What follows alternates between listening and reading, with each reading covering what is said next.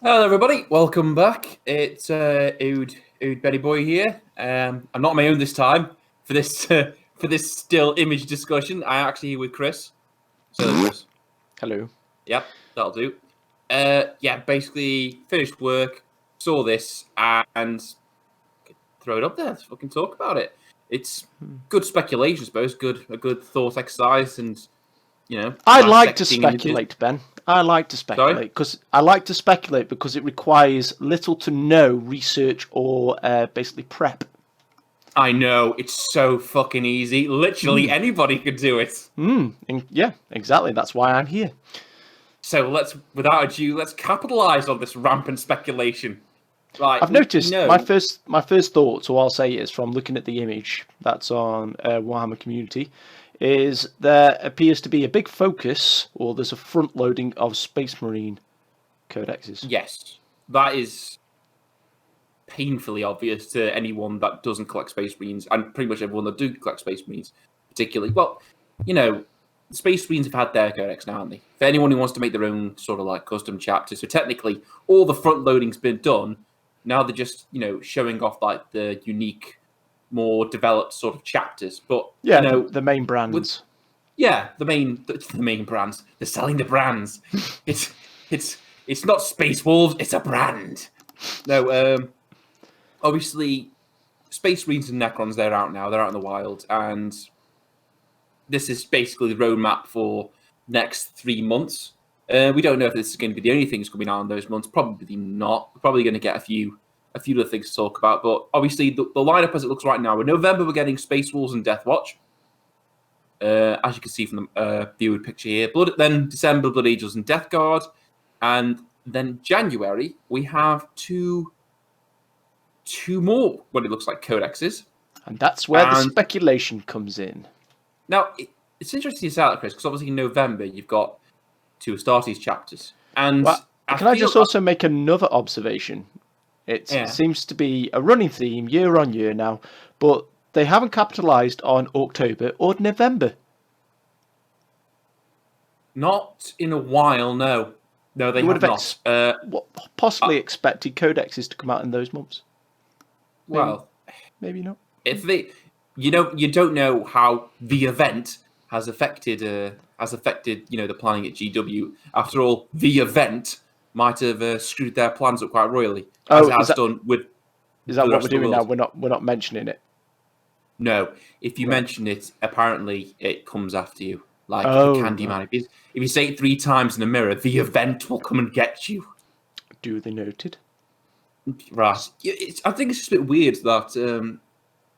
Well, obviously, with Space Marines and Necrons, they're the poster children for this edition, aren't they? Obviously, quote unquote, good, bad, that kind of thing. Mm-hmm.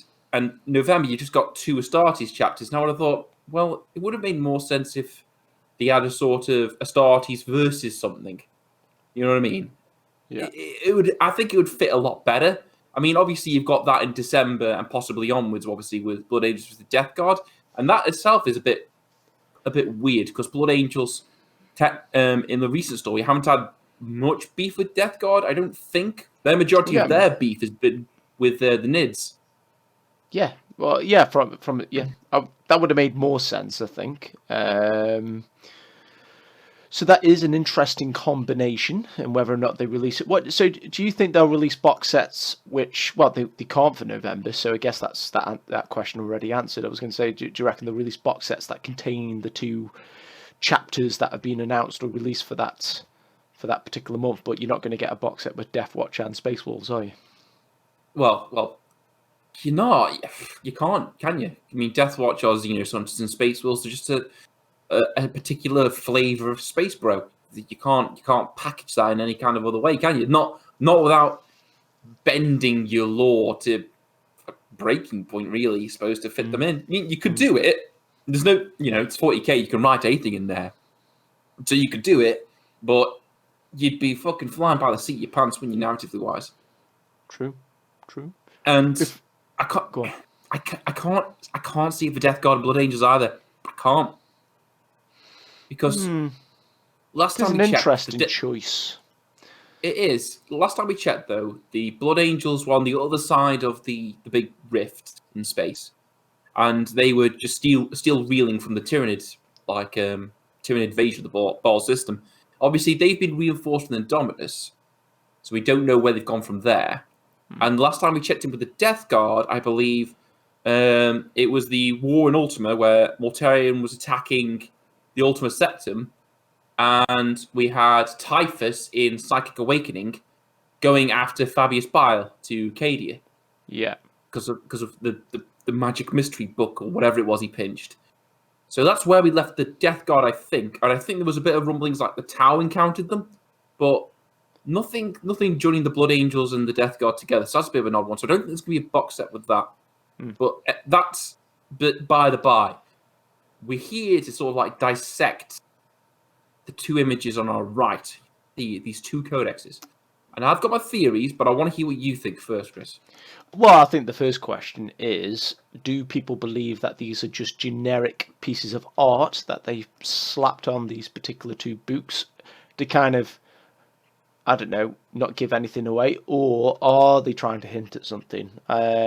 This is something I've had a quick goosey at online to see if I could try and, or see what other people are thinking. And it's a question that's come up on some other Warhammer journalistic websites, shall we say? So there is perhaps, so there is a belief that the Imperial or Imperium book at the top there is Dark Angels, perhaps, from this one little article I read, and the bottom one is relating to Xenos, because that, I think, is a piece of art out of the rulebook. Looks chaosy to me, but I could be wrong. You've just done a great big journalism, haven't you? Not only, I mean, I don't know how far you read, but it literally says in the paragraph underneath this this particular picture that it's going to be a Xenos race. So, oh well, there you go. What that goes to show that I don't really read. yeah. Just perhaps read the article that this is talking about. Maybe. No. I tend to just look at the titles, look at the pictures, and then make my own stories. Yep, that's fair enough. But if I were a betting man, and I am a betting man, yeah, I'd say obviously I don't think it's Dark Angels. I'm talking about the top left one now. That's not Dark Angels because that big golden boy is, for my money, it's almost certainly Guilliman. A statue of Guilliman or a depiction of Guilliman. It's got the halo on it. He's got the two big fucking fists. It looks a lot like Guilliman. Okay? Right, so do I think it's Codex Ultramarines? No. I mean, I could be wrong. It could be Codex Ultramarines, but Jesus Christ, isn't Index Astartes Codex Ultramarines technically? Because Ultramarines is the most generic chapter of Space Marines, the boys in blue. They are the poster children for 40k, aren't they? Yeah, so I don't think it's them. I don't think it's Custodes, because I don't think Custodian Guard would picture a big statue of Guilliman. Plenty of gold in there, but I don't think it's Custodes, because Custodes I think more like two-headed eagles. They are like, well, they're not really there to protect. Their sole purpose is to protect the Emperor. Unless I could be wrong, because again I haven't really been keeping up with a lot of the lore of late. But I thought that their sole responsibility was to the Emperor, and they didn't really offer any allegiance to Guilliman as such, other than the fact that he fights for the Emperor. But yeah, I could be wrong. Well, he's been made Lord Regent Commander Bigwig of the Imperium. Yeah, but does that mean that Custodians are now basically his personal bodyguards, or acting under his sort of stead, or what do you know? I don't know how far Guilliman's authority extends when it comes to the Custodians. I mean, if you're listening and please put in the comments, because I'm curious. Yeah. So. I mean, like I say, I don't know how far Guilliman's authority over the Custodians extends, but I don't think it's the Custodians, because I think if we were looking at Custodian Codex, we'd be seeing a lot more fucking two-headed eagles. And I don't think Guilliman would be more quite gold. There. I think there'd be more gold. Yeah. I don't think it's Grey Knights. I did think maybe Grey Knights, but no. No, it's not Grey Knights. No. I think it's Sisters of Battle. Adeptus Sororitas. I think it's Sisters of Battle. Because a shrined image of Guilliman, who is practically the son of God as far as they're concerned. Yep. And a load of other very religious sort of iconography, icons there.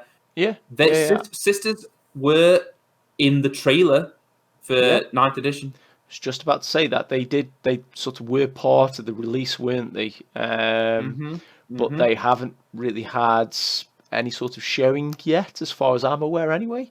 So, yeah, that probably makes the most sense there, Ben. I think you might be onto something. Okay. So, I guess the next question is then, who do they partner up with the Sisters of Battle? I tell you, right, if you read the paragraph below, Chris, I'll do it because clearly you haven't. Yeah. The expert Xenos hunters of the Death Watch arrive hot on the heels of the Necrons next month, while the wolves of Fenris are also unleashed. Sanguinula, or whatever it is, sees Grandfather Nurgle bless us with the gift of a new codex for the Death Guard. While early next year we'll see another... this is the bit. While early next year we'll see another Xenos race rise up to put those Space Marines in their place. I know what you're going to say, because they say rise up, you're going to say Genestealer Cult. It fits. It fits. I mean, on that front of that codex there, the artwork, there are humanoids. It looks like hazard stripes on the top right there. Could be wrong. It's just that. I mean that's just a very small crop of the larger artwork, which again is in the rulebook. I mean, you can see it online. So I mean, I did have a look at it before. It's probably gone now. I think GW phrased or worded that paragraph very specifically. Say if a Xenos race rises up, it is Genestealer cults. Yeah, but isn't that a bit too obvious? GW don't normally make it that obvious. They tend to like to drop little things like that in to try and just get you excited, and then it's something. Well, they throw you a curveball, and it's not actually anything like what you imagined. Well, let me spice up my theory soup with these facts. Well, not facts. These musings. If it's Genestealer cults, they would pair well with the Adeptus Sororitas, because the Adeptus Sororitas is the military wing of the Ecclesiarchy, obviously the religious wing of the Imperium. The Genestealer cults are technically a religion. Obviously, we know the bigger thing behind Genestealer cults. They are technically humans that have had their genetic code sort of like tainted by Tyranids, or overwritten, or hijacked, or whatever you want to call it. But they mask this, for want of a better word, this infection under the guise of like a religion. Like the Genestealer cultists honestly believe the Tyranids are gods. So if you have the religious wing of the Imperium go up against multiple uprisings of these cults all over the Imperium, and it does say in the Genestealer Codex these things are appearing more and more now, as obviously more Hive fleets getting closer to the galaxy, they start kicking them off, then it could be the Adeptus Sororitas trying to put down these insurrections, which would fit in that particular sense. It's an interesting theory, Ben. I'm not quite so certain on that. I think it's a bit too obvious. So, I mean, jury's still out on that one. I mean, I thought originally that the image looked a bit chaosy, but I am apparently wrong on that. It is Xenos. So I'll give you your due, mate. The first time I looked at this image and I saw the sort of like, well, the red sort of center of that codex, I thought corn. Yeah. Well, yeah. And then as we've been saying already, I can't remember if we mentioned it in the previous video, but our suspicions are that the Grey Knight release will probably be accompanied with the World Eater release. Yes. Because I do believe there is beef there. So there's plenty of beef there.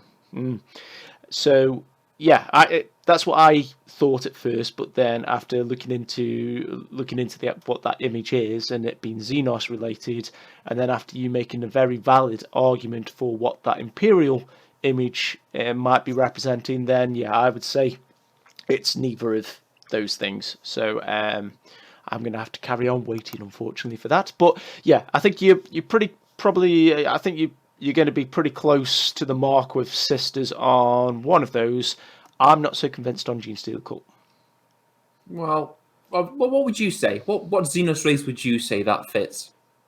I don't know. Honestly, it would be pure speculation. I know that's what we're doing right now, but It would. We're doing a speculation video, but I couldn't possibly speculate. I don't know. Maybe Dark Eldar.